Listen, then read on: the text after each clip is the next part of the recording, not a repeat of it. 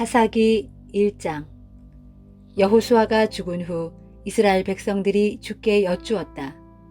우리 가운데서 어느 지파가 제일 먼저 가나안 사람들을 치러 올라가면 좋겠습니까? 주께서 대답하셨다. 유다 지파가 올라가라.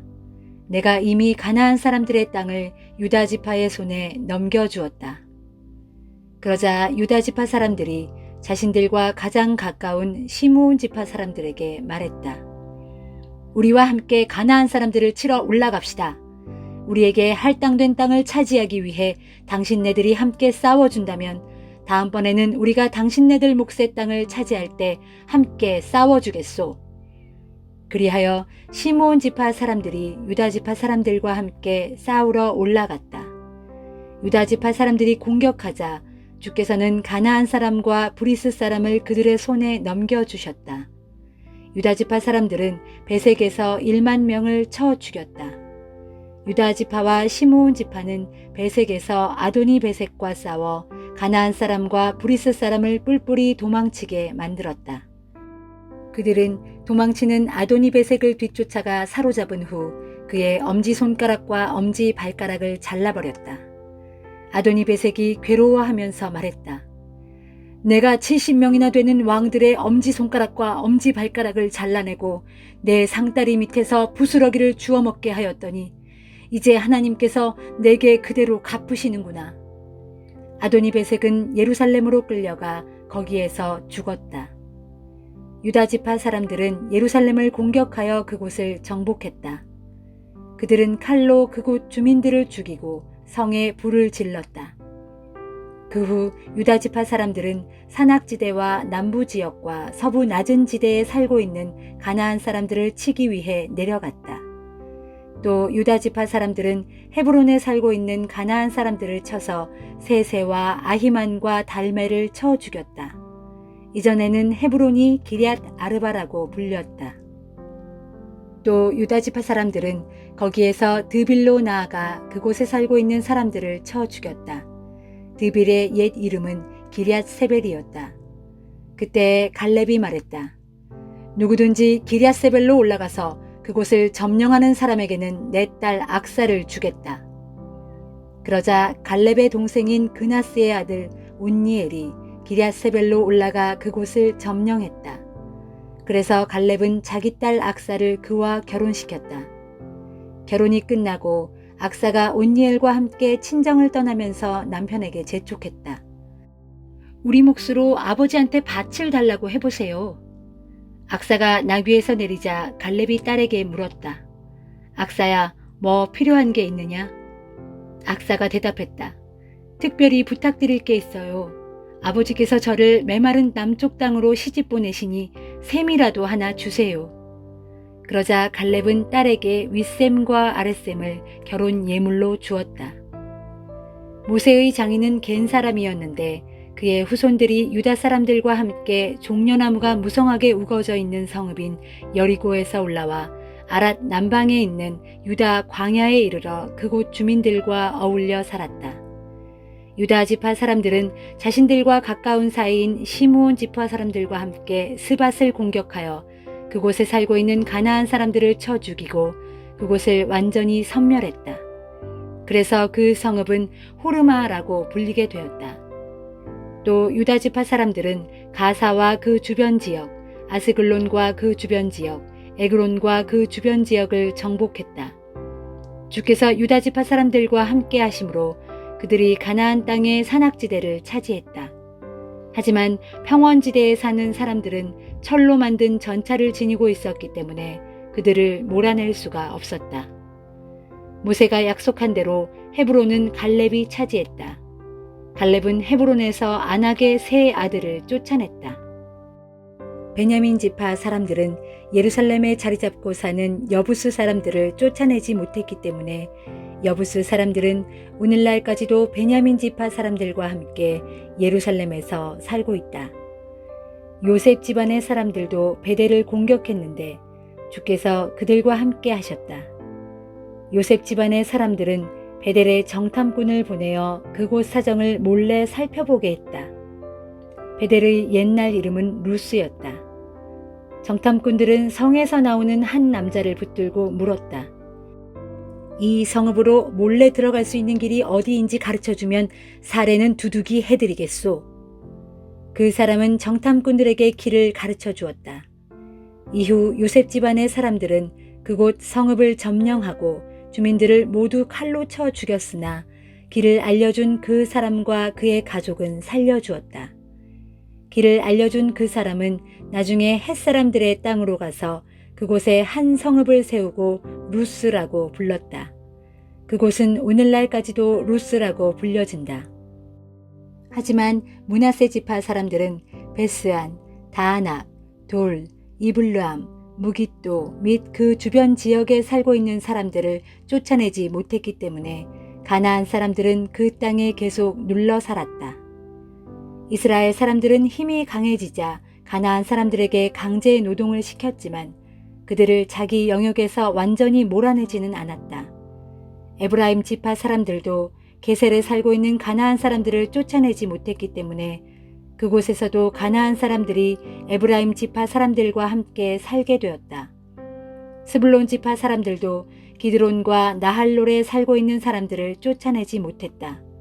스불론 지파 사람들은 그곳에 살고 있던 가나안 사람들에게 강제 노동을 시켰다.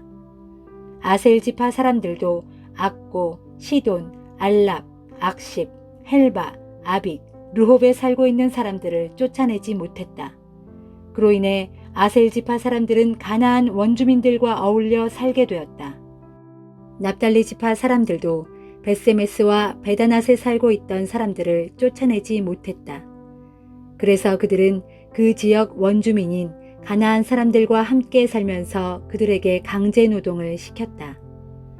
아모리 사람들은 단 지파를 산악지대에 묶어두고 평원지대로는 내려오지 못하게 가로막았다. 아모리 사람들은 헤레스 산과 아얄론, 사알빔에 계속 눌러 살았지만 요셉 집안의 사람들이 강대해지자 그들 역시 강제 노동을 할 수밖에 없었다. 아모리 사람들이 살던 지역은 아그랍빔 언덕에서부터 셀라 너머에까지 이른다. 사도행전 5장. 아나니아라는 사람도 자기 아내 삽비라와 의논한 후에 자기 땅을 팔았다.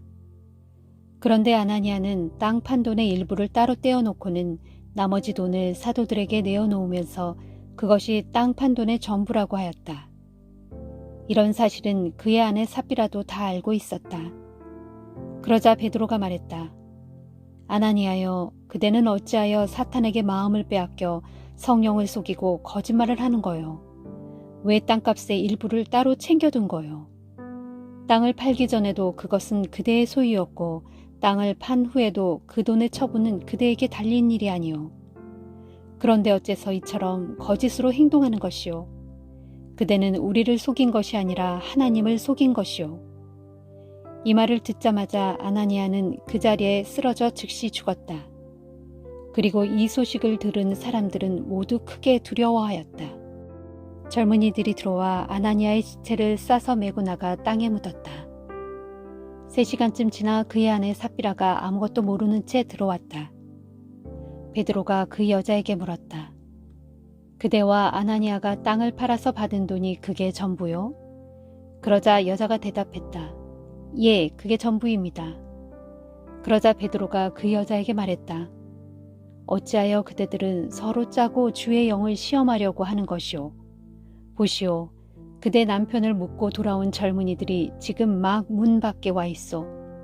그대도 그들의 손에 또한 실려 나갈 것이오. 바로 그 순간 그 여자도 베드로의 발 앞에 쓰러져 죽었다. 젊은이들이 들어와 여자가 죽어 있는 것을 보고는 그 시신을 메고 나가서 남편 곁에 묻었다. 온 교회는 물론이고 이 이야기를 전해 들은 사람들마다 모두 큰 두려움에 사로잡혔다. 사도들은 사람들 가운데 많은 기적과 놀라운 일들을 행했다. 그리고 믿는 사람들은 모두 한마음이 되어 성전 안에 솔로몬 행각에 모이곤 했다. 사람들은 믿는 사람들을 크게 칭찬하면서도 감히 그들 속에 합류할 생각을 내지 못했다. 그럼에도 주님을 믿는 남녀의 숫자는 점점 더 불어나 큰 무리를 이루게 되었다. 사람들은 병자들을 들것이나 자리 위에 뉘어 거리로 메고 나와 눕혀놓았다. 베드로가 지나갈 때 그의 그림자만이라도 그들에게 덮이기를 바라서였다. 또 예루살렘 근처의 여러 동네에서도 사람들이 병자들과 악한 귀신에게 사로잡혀 고통스러워하는 자들을 데리고 나왔는데 그들은 모두 고침을 받았다. 그러자 대제사장과 그의 일당인 사두개파 사람들은 시기하는 마음이 가득 차서 사도들을 붙잡아다가 감옥에 가두었다. 그런데 그날 밤 주님의 천사가 나타나 감옥 문을 열고 사도들을 밖으로 데리고 나오면서 말했다. 가라. 성전으로 가서 사람들에게 이 새 생명의 말씀을 남김없이 모두 전하여라. 그리하여 동이 틀 무렵 사도들은 성전으로 가서 사람들에게 복음을 가르치기 시작했다. 한편 대제사장과 그의 일당이 도착하여 이스라엘의 장로들로 구성된 공회를 소집한 후에 감옥에 갇혀있는 사도들을 데려오라고 사람을 감옥으로 보냈다. 경비병들이 감옥에 가서 보니 사도들이 감옥에 없었다. 그들은 공회로 돌아와 이렇게 보고했다. 감옥 문도 단단히 잠겨있고 보초도 문 밖에 서 있었는데 우리가 감옥 문을 열어보니 그 안에 아무도 없었습니다. 이 보고를 들은 성전 경비대장과 대제사장들은 무척 혼란스러워하면서 대체 다음에는 또 무슨 일이 일어날 것인지 두려워했다. 그때 어떤 사람이 들어와서 말했다. 보십시오. 감옥에 갇혔던 그 사람들이 지금 성전에서 사람들을 가르치고 있습니다. 경비대장은 즉시 경비병들을 이끌고 성전으로 가서 사도들을 붙잡아 왔다. 하지만 그들은 사람들이 자신들에게 돌을 던질까 두려웠기 때문에 사도들을 붙잡을 때 폭력은 쓰지 않았다. 그들이 사도들을 붙잡아 와서 공회 앞에 세워놓자 대제사장이 신문했다. 우리가 당신들에게 예수에 대해서는 두 번 다시 사람들에게 가르치지 말라고 단단히 일렀지 않았소. 그런데 당신들은 온 예루살렘에 예수의 가르침을 퍼뜨리고 있어. 게다가 당신들은 그 사람이 흘린 십자가의 피에 대한 책임이 우리에게 있다고 뒤집어 씌우고 있어. 베드로와 사도들이 대답했다. 우리는 사람이 아닌 하나님께 복종해야 합니다. 우리 선조들의 하나님께서는 여러분들이 십자가에 매달아 죽인 예수를 다시 살리셨습니다. 그런 후 하나님께서는 이스라엘 백성이 회개하고 죄의 용서함을 받도록 하시려고 예수를 높이시어 자신의 오른편에 앉히시고 우리의 왕이요 구주로 삼으셨습니다. 우리는 이 모든 일의 증인입니다. 또한 하나님을 따르는 사람들에게 하나님께서 주시는 성령도 그 일의 증인이십니다. 이 말을 듣고 공회 의원들은 크게 격분하여 사도들을 죽이려고 했다. 그때 바리새파에 속하는 가말리엘이라는 사람이 자리에서 일어났다. 그는 율법 교사로서 이스라엘 뭇 백성들에게 존경받는 인물이었다. 그는 자기가 발언하는 동안 잠시 사도들을 밖으로 내보내달라고 요구했다. 이윽고 가말리엘이 동료들에게 말했다. 이스라엘 사람들이여, 이 사람들에게 하고자 하는 일에 대해 삼가 깊이 생각해 보는 것이 좋겠소. 이전에 드다라는 사람이 일어나서 자기가 위대한 사람이라고 주장하니 400명이나 되는 사람들이 그를 따랐소. 그러나 그가 죽임을 당하자 따르던 사람들이 제각각 다 흩어져 버렸고 그 모든 일이 아무것도 아니게 되었소.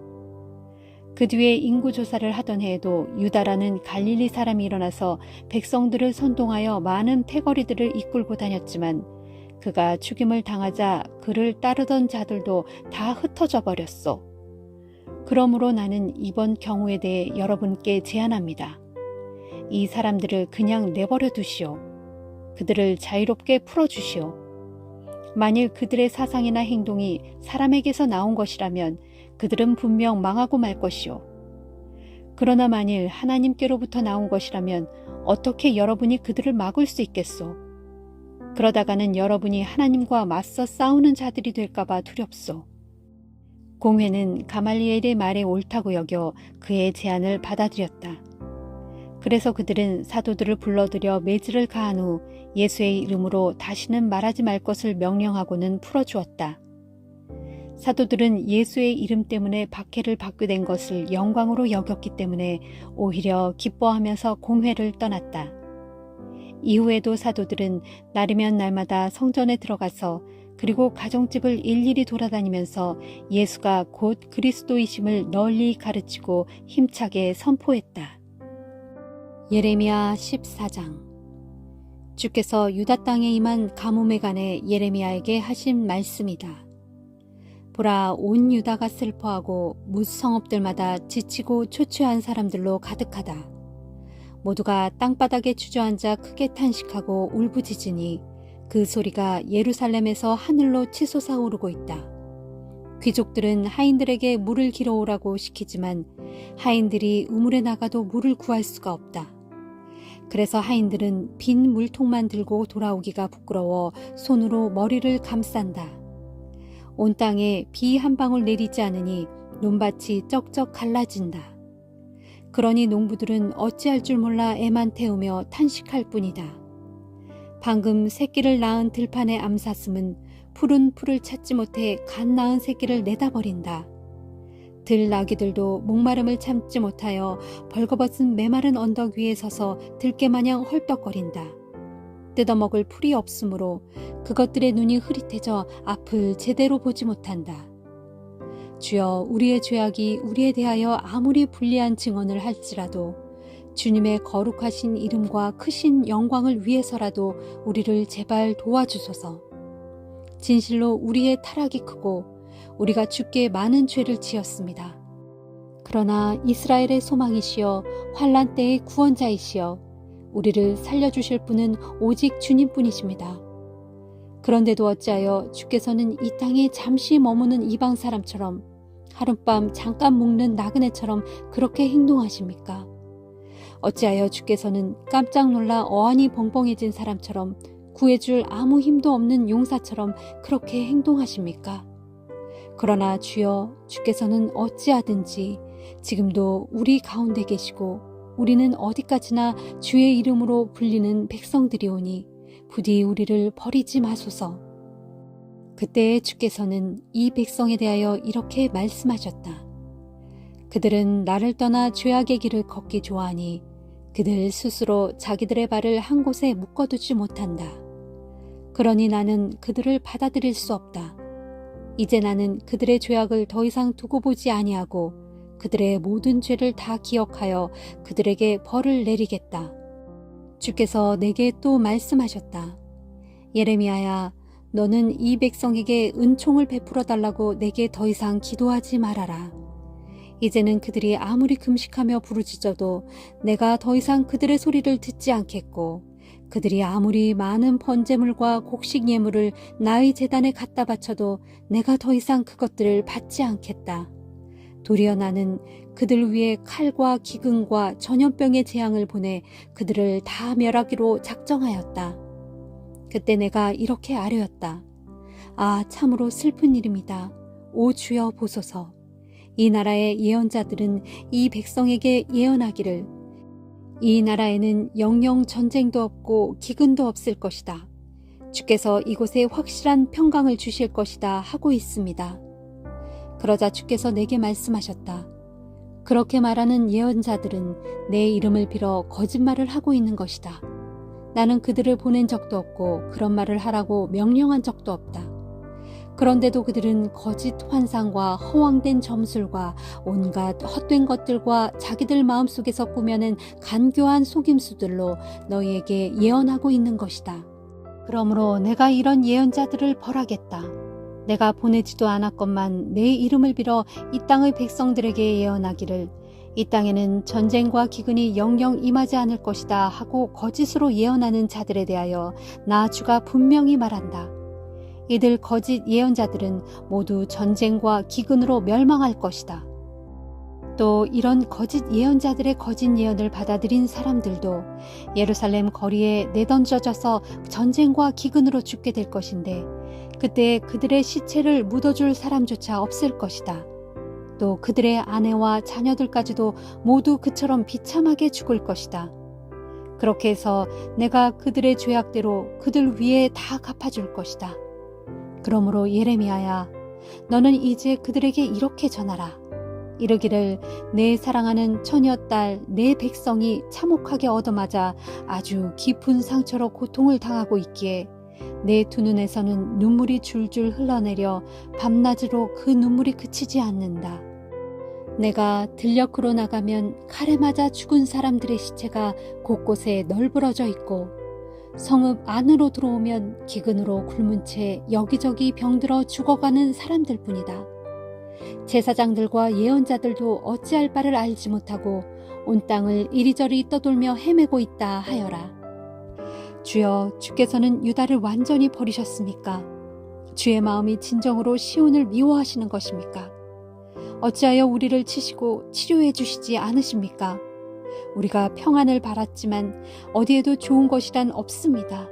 우리가 치료받기를 기다렸지만 사방에는 놀람과 두려움뿐입니다. 주여, 우리가 주님 앞에 우리의 악함과 우리 조상들의 죄악을 모두 인정합니다.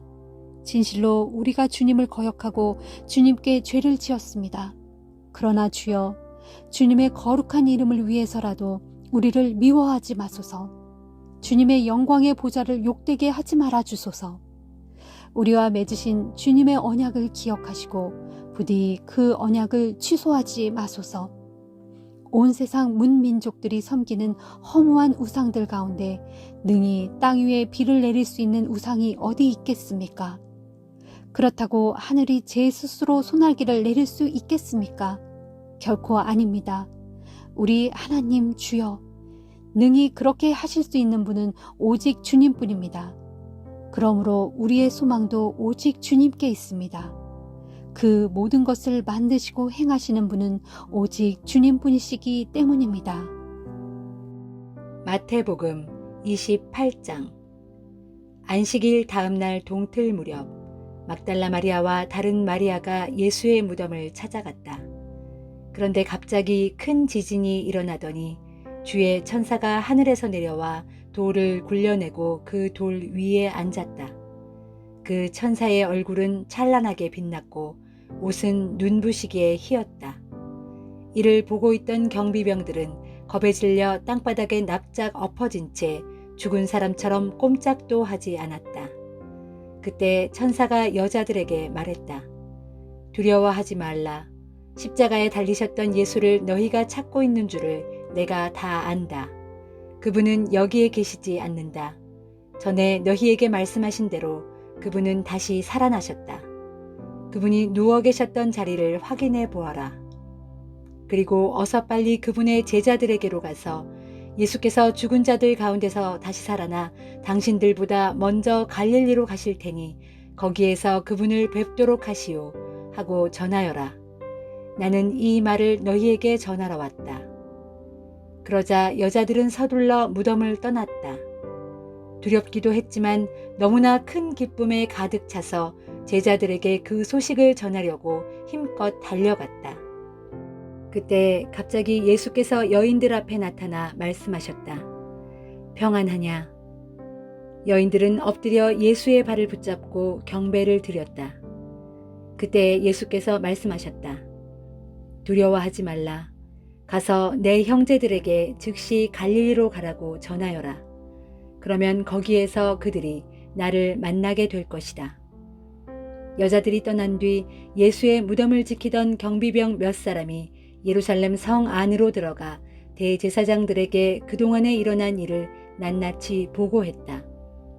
그러자 대제사장들은 유대 지도자들과 논의한 끝에 경비병들에게 뇌물을 주면서 당부했다.